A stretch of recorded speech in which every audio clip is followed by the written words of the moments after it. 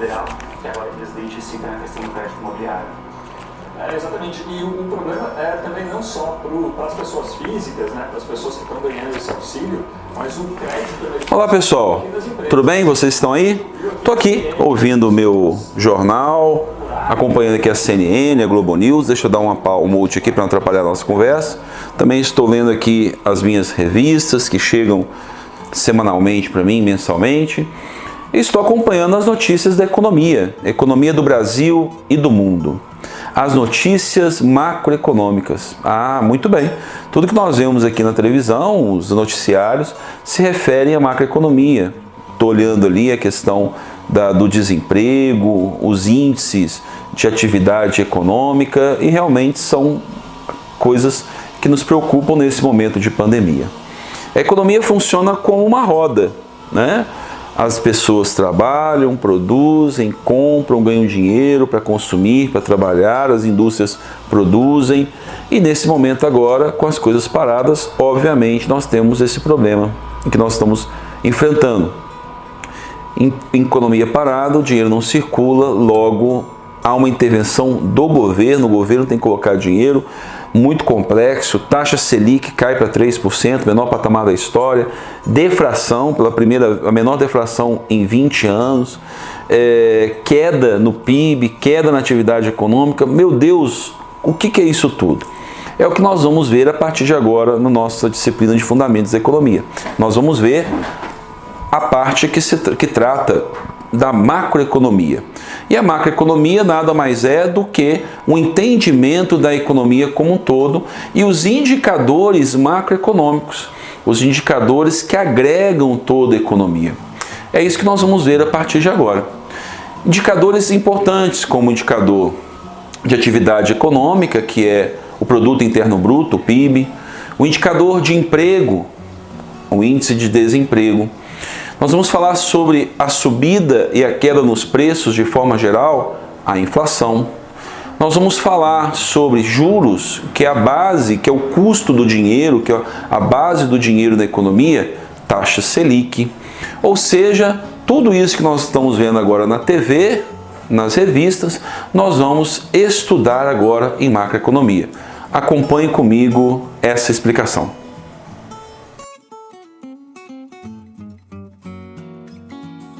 Olá, alunos de administração, tudo bem com vocês? Nós vamos agora para a nossa parte 1 do nosso vídeo de macroeconomia, introdução à macroeconomia, né? Como vocês viram, no nosso dia a dia, jornais, revistas, a televisão, a internet, nos bombardeiam todos os dias com notícias a respeito do Brasil e do mundo.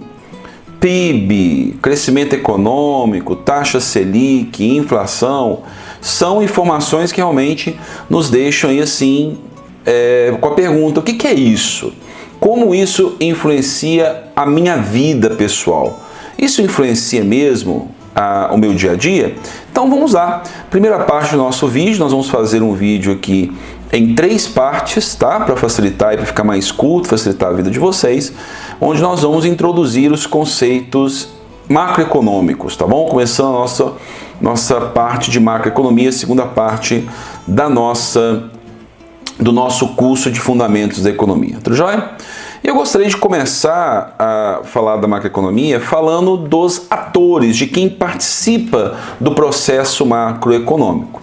Na microeconomia nós falamos muito de concorrente, de empresa, de consumidores, oferta e demanda. Agora nós vamos acrescentar outro ator a esse processo nosso. Então nós tínhamos ali quem comprava, as famílias, quem produzia e vendia, as empresas, né? Agora nós vamos colocar um outro ator nesse processo. Vamos lá comigo? Acompanhando? Então vamos falar dos agentes econômicos. O que são agentes econômicos? São aqueles que são responsáveis pela atividade econômica de uma economia. E tanto no seu ambiente micro quanto no seu ambiente macro. São os agentes econômicos, os players, né? Os jogadores, aqueles que fazem parte do processo econômico. Muito bem. Quem são eles? As famílias, nós já conhecemos, elas que criam a demanda, demanda por produtos e serviços e oferta de mão de obra, capital, recursos naturais. As empresas que pegam esses recursos e transformam em produtos e serviços. E agora um grande agente, um agente que entra no nosso estudo, extremamente importante, que vai fazer parte aí dessa nossa conversa até o fim do semestre, que é o governo, principalmente na sua esfera federal. Quando nós falarmos governo, nós estamos falando do governo municipal, estadual e também o governo federal, tá bom? Todas essas esferas. Mas nós vamos tratar em macroeconomia principalmente daquele que detém o monopólio da política econômica, que é o governo federal, tá bom? Muito bem.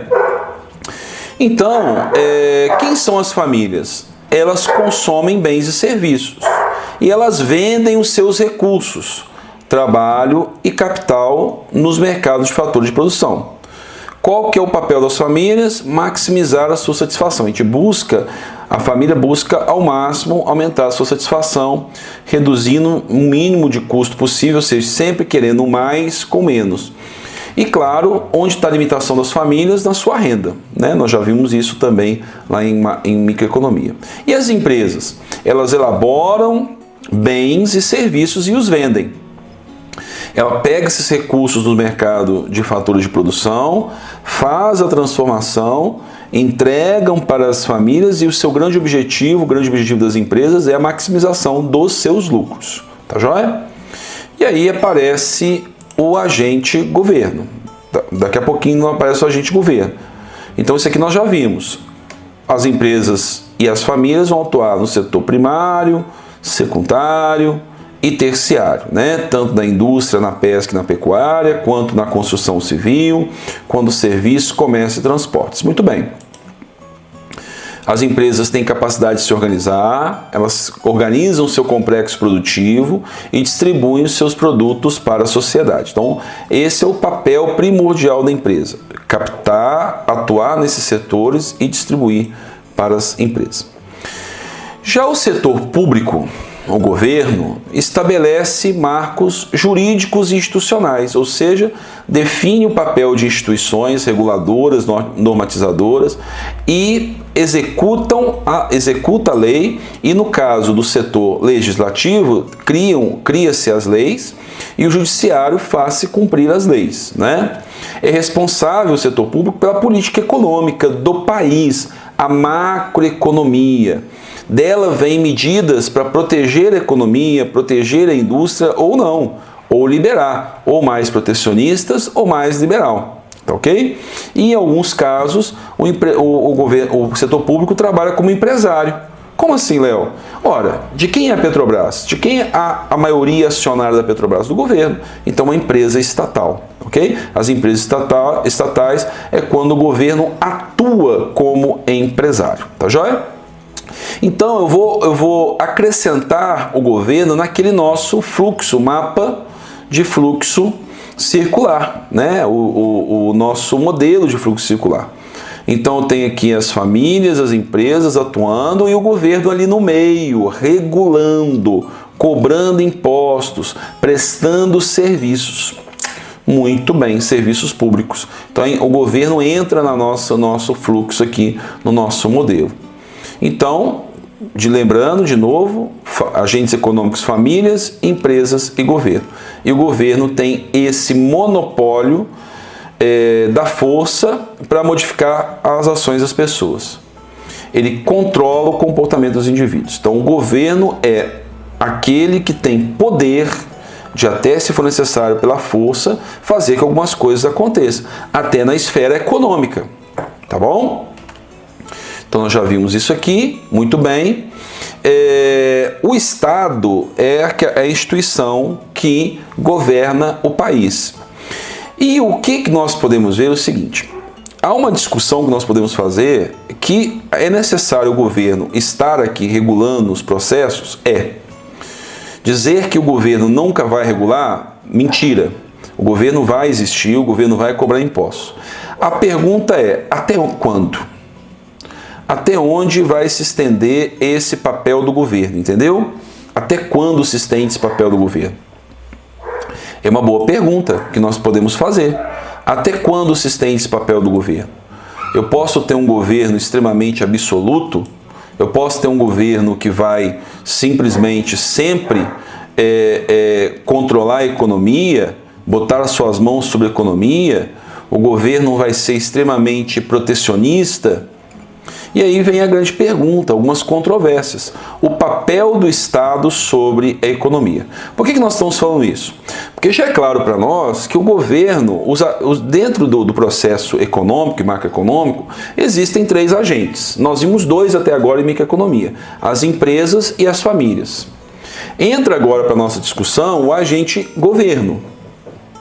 O Estado, que tem o seu poder forte, a sua mão forte, o seu poder até de impor a força para que seja exercida a lei, composto por 3 poderes, né, todos eles ali conjuntos, e o poder executivo como principal agente para que faça com que as coisas aconteçam, como cobrador de imposto e prestador de serviços e regulador das macropolíticas econômicas. Muito bem, o que vem discutindo ao longo do tempo, e nós podemos discutir aqui também, é o papel desse governo. É o quanto que esse governo pode interferir na economia. Muito bem. Aí na história nós temos lá classicamente 2 pontos de vista. O ponto de vista de Adam Smith, no livro A Riqueza das Nações, nós falamos dele lá no começo da nossa disciplina, onde ele define que o Estado deve ter o mínimo de interferência possível. Deve-se dar liberdade ao governo. Liberdade às pessoas. Liberdade às famílias, às empresas de comercializar. Liberdade para que elas possam exercer a sua atenção. Liberdade que elas possam exercer o seu direito de empreender. E o governo não pode interferir muito nisso. Ou na verdade, não deve nem interferir nas ações individuais de empresas e pessoas. Cobrar o mínimo de imposto possível, estatizar as empresas, isso são pensamentos mais liberais que vêm aí com o pensamento clássico de Adam Smith. O que o governo tem que fazer? Tem que cobrar, obviamente, impostos para manutenção de segurança, para manutenção da justiça, para manutenção da máquina pública, e não ser dono de empresas, ficar dando proteção e subsídios para empresários e agricultores, não ficar impondo muito imposto sobre os produtos, derrubar as barreiras comerciais com outros países. Esse é um pensamento mais liberal, uma economia mais livre, mais laissez-faire. Deixe a economia acontecer, deixem as pessoas empreender. Porém, nós podemos ter um pensamento contraditório, né? Por exemplo, como Karl Marx, que define que a economia, o Estado tem que estar na mão do proletariado, tem que estar na mão da classe trabalhadora, e ao Estado deve dominar a economia, porque o Estado dominando a economia é como se a classe trabalhadora estivesse dominando, para dividir igualmente os bens, fazer reforma agrária, fazer reforma do Estado, para que as pessoas possam ter condições de vida mais dignas. Então eu vou avaliar o que você precisa, o que você produzir, então eu vou ter um controle central da economia na mão do Estado. O Estado dirá quem pode, quem não pode, o que pode, como pode produzir. Né? O Estado tem que ter o domínio total da economia. Então tem 2 lados contraditórios do ponto de vista econômico. Um lado liberal, 1776, Adam Smith, Riqueza das Nações, fim do século XVIII, e no século XIX, Karl Marx dizendo não, eu preciso de uma revolução econômica onde quem vai saber o que é melhor para os cidadãos é o Estado controlado pelo próprio cidadão, pela própria classe trabalhadora. Certo? Então o Estado deve controlar. Que nós chamamos do pensamento comunista, econômico comunista, ou de controle central, ou de gestão central, porque a gestão da economia está sobre uma cabeça central do Estado. Adam Smith diz que não, a economia tem que estar livre, as pessoas têm que escolher o que deve fazer. Então o Estado pouca interferência no pensamento de Adam Smith. Pouquíssima interferência. Já Karl Marx diz não, que o Estado tem que ter o total controle da economia. Ok? Muito bem. Dentro dessa briga aí, o que acontece? Século XVIII, século XIX, vem a queda da Bolsa de Nova York, 1929, após uma Primeira Guerra Mundial que termina em 1918, uma Europa, Estados Unidos quebrado, as principais economias capitalistas quebradas, economias que estavam adotando o pensamento mais liberal quebram, não é? Nós temos aí uma interferência muito grande, um pensamento de interferência pesado do Estado, mas aí também eu não quero o comunismo. Eu acho que não tem que ser livre, essa liberdade econômica não deu certo, bobagem, não deu certo, essa liberdade do indivíduo não deu certo, também não quero o comunismo da Rússia, né, da União Soviética, não quero aquele comunismo, eu quero um pensamento onde eu fale de interferência do Estado, mas manutenção das liberdades das pessoas. E aí constrói-se nesse processo o pensamento de Adam Smith, ok? Perdão, desculpa, o pensamento de Keynes. Vamos dar uma pausa aqui e nós voltamos em seguida. Tocou a campainha, tem que atender. Vamos para uma pausa rápida aqui, tá joia?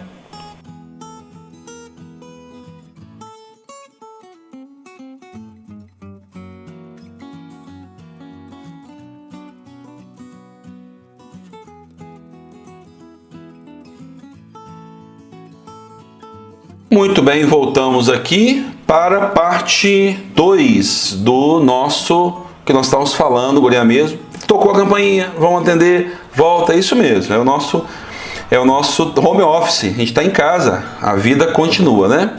Mas o que nós estávamos falando até agora? Nós falamos até agora sobre o peso da interferência do Estado na economia, tudo bem? Então, nós temos um pensamento lá de trás, nós vimos a importância do Estado. O Estado é um agente econômico, ele vai atuar. Agora, nossa discussão é até que ponto ele atua. Até que ponto deve haver interferência do Estado. Aí eu apresentei para vocês esses dois amigos nossos aqui, o Adam Smith, que nós vimos lá no começo da nossa disciplina, nosso pai da economia, dizendo que o papel do Estado é mínimo. Ele tem que atuar na justiça, na segurança, e olhe lá, a parte econômica deixa as pessoas atuarem normalmente.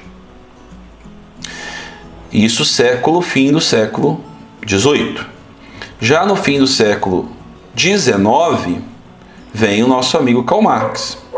No século XIX ali, falar que não, eu preciso, o capitalismo ali aflorando, pesado na Europa, obviamente muita exploração, classe trabalhadora realmente trabalhando muito explorada, ganhando pouco, grandes centros urbanos, e Karl Marx vai nesse pensamento filosófico, social e econômico, ele define que o Estado tem que ter o domínio total da economia.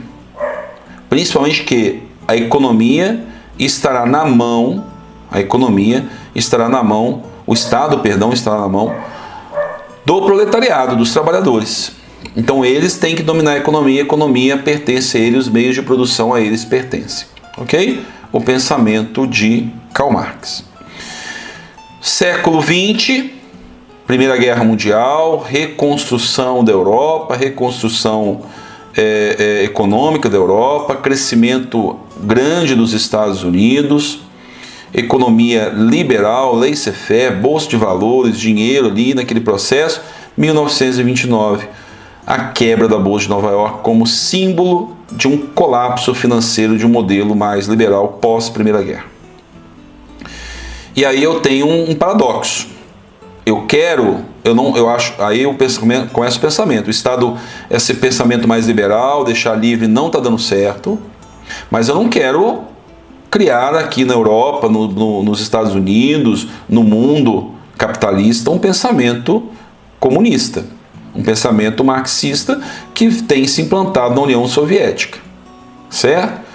E aí surge o pensamento do nosso amigo aqui, do nosso amigo John Maynard Keynes, ok?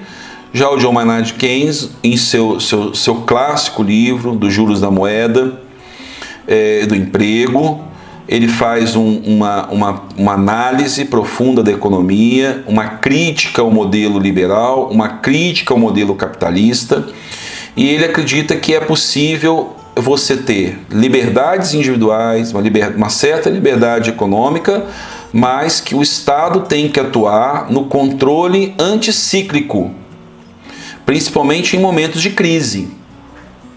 Então o Estado tem que intervir, ele tem que atuar, ele tem que proteger sua economia, ele tem que inserir dinheiro no momento de crise, ele tem que dar emprego no momento de crise, o Estado tem que intervir principalmente no combate à crise.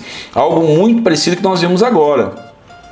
O Estado dando dinheiro para o cidadão, o Estado protegendo as empresas para reduzir o impacto da crise. Ok? Então o Keynes, a política keynesiana, o pensamento keynesiano é o pensamento de um Estado mais interventor, um Estado que vai fazer um controle efetivo do dinheiro, da moeda, da circulação da moeda, através de políticas fiscais e políticas monetárias, e intervindo fortemente para manter o crescimento econômico. Que é um pensamento crítico, por exemplo, do Paulo Guedes, nosso ministro da Economia, que tem um pensamento mais liberal. Paulo Guedes não um pensamento mais liberal. Porém, no Brasil, a política mais keynesiana, ela tem se mostrado mais efetiva. Talvez um keynesiano meio tupiniquim, meio jabuticaba, lá brasileira, mas nós temos sim uma política de intervenção do Estado já há muito tempo, pelos governos Fernando Henrique Cardoso, governo Lula, governo Dilma. O Temer não mudou muito isso. O Temer e o Bolsonaro ensaiaram uma largada desse modelo mais keynesiano para dar atenção a um modelo mais liberal. Mas a crise agora mostra claramente a necessidade de uma intervenção do Estado para a manutenção da alimentação do povo poder comer, um país pobre como o nosso, e também a necessidade de ajudar as empresas. Não é isso? Muito bem. Então, se nós formos ver aí, o Estado ele pode atuar sim sobre os indivíduos, porém não pode nunca esquecer, tá? Não podemos esquecer com menos interferência, com meio termo, igual o Keynes ali, mas sempre de forma legítima e legal, dentro da lei. Tá? Toma muito cuidado com isso. Nós temos que, o governo ele pode sim exercer sua função, mas tem que ser dentro da legalidade, dentro da lei, e de forma e legitimidade, principalmente numa sociedade democrática, onde o governo que está lá, queira ou não queira, goste ou não goste, ele é legítimo pelo voto da população, tá bom? Vamos rapidamente analisar o pensamento do Estado, passando rapidamente pela história, tá? Recente. Max Weber, vocês já até viram lá atrás em Teoria das Organizações, né? Max Weber, ele entende o Estado como monopólio do exercício legítimo da força, né? Então o Estado tem, por nós, dado ao Estado o poder a ele atribuído. Então, se o Estado atua mais ou menos na economia, nós damos esse poder para eles, porque ele define as leis, ele define as regras. Nós temos a contribuição aqui do italiano Norberto Bobbio, que fala que o Estado ele é universal, ele toma decisões em nome do coletivo, e ele define as áreas em que deve incluir. Então, outro ponto que nós temos que entender, o Estado, quando ele toma uma decisão econômica, é em prol do coletivo. Pode ser que individualmente alguns setores sejam afetados de forma negativa, mas o pensamento tem que ser sempre o coletivo. Montesquieu, ele fala que o Estado tem que ter os 3 poderes, e esses 3 poderes atuam, interferem diretamente na economia, pois os nossos deputados e senadores, eles definem as leis, ele define a regra do jogo, o executivo executa dentro da regra do jogo, dentro da legitimidade da legalidade, e as pendências judiciárias podem fazer com que uma ou outra ação seja anulada ou acrescida ao processo. Então, vamos dar um exemplo. Suponhamos que haja uma privatização de uma empresa estatal, alguém entra lá com uma ação pedindo na justiça, dizendo que não, e a justiça manda não. Então, há uma interferência direta disso aí. Nós temos nosso amigo Rousseau, que diz que o legislativo para que é extremamente importante para não termos um executivo totalitário, um executivo que vai tomar decisões arbitrárias a respeito de qualquer setor, inclusive da economia. Eu preciso de um legislativo forte e de um judiciário forte. Então, quando nós falamos de governo, não pense somente no presidente da República, não pense somente no ministro da Fazenda. Também atuam nesse processo todos os nossos deputados e os juízes, principalmente os juízes da Suprema Corte, ok? Os juízes da Suprema Corte. Eles vão atuar fortemente disso aí. E aí nós temos que ter muita atenção a respeito disso também, tá bom? Então o Estado, do ponto de vista econômico, nós já vimos essa discussão, ele tem que ser mínimo ou ele tem que ser máximo. Há um ponto de equilíbrio, talvez Keynes é um ponto de equilíbrio, fica nosso questionamento, mas a gente tem que pensar qual o Estado que nós queremos. Se nós queremos um Estado mínimo, um Estado com menos atribuições, a gente tem que deixar também de cobrar do Estado certos atributos. Eu quero menos imposto. Ora, quer menos imposto? Mas você quer que ele deixe de prestar qual serviço para você?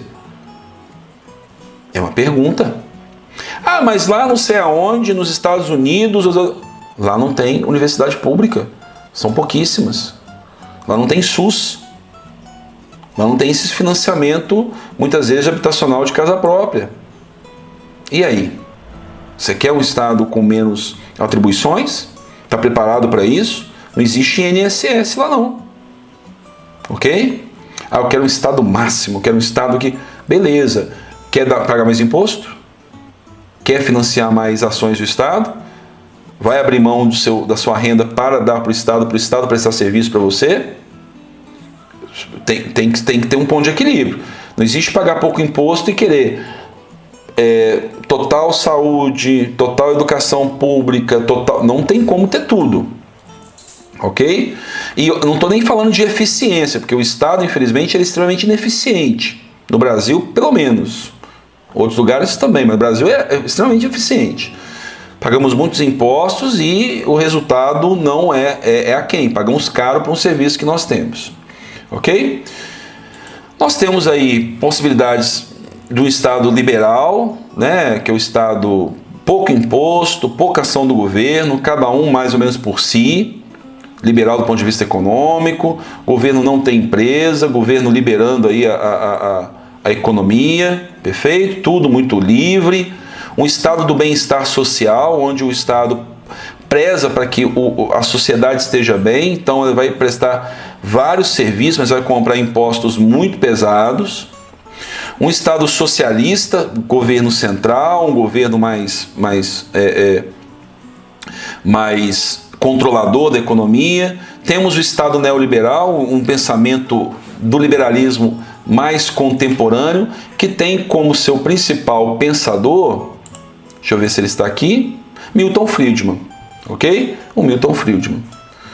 E aí é ótimo as frases dele, ele é contra o Estado mesmo, né? Acho que a solução do governo para um problema é usualmente tão ruim quanto o problema, e muitas vezes torna o problema pior.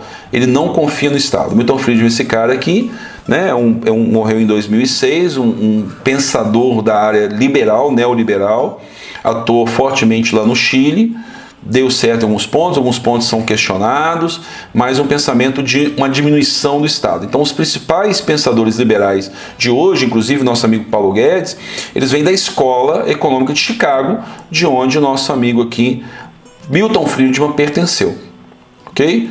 Onde ele defende muito fortemente uma economia mais aberta, uma economia com menos interferência do Estado, uma economia de redução de impostos. Muito bem, pessoal, né? Chegamos a essa primeira parte aqui, fechamento dessa primeira parte, onde nós introduzimos a macroeconomia, a figura do Estado. Mais atuante, menos atuante, com mais ação, com menos ação, fica aí a escolha de você, se você tem um pensamento mais liberal, um pensamento mais social, ou se você é mais keynesiano. Fica a nossa pergunta, fica no fórum lá, Estado mínimo ou Estado máximo? Mais interferência do Estado ou menos interferência do Estado? Fica a pergunta para vocês, pessoal. Até a nossa segunda parte aí, tá bom?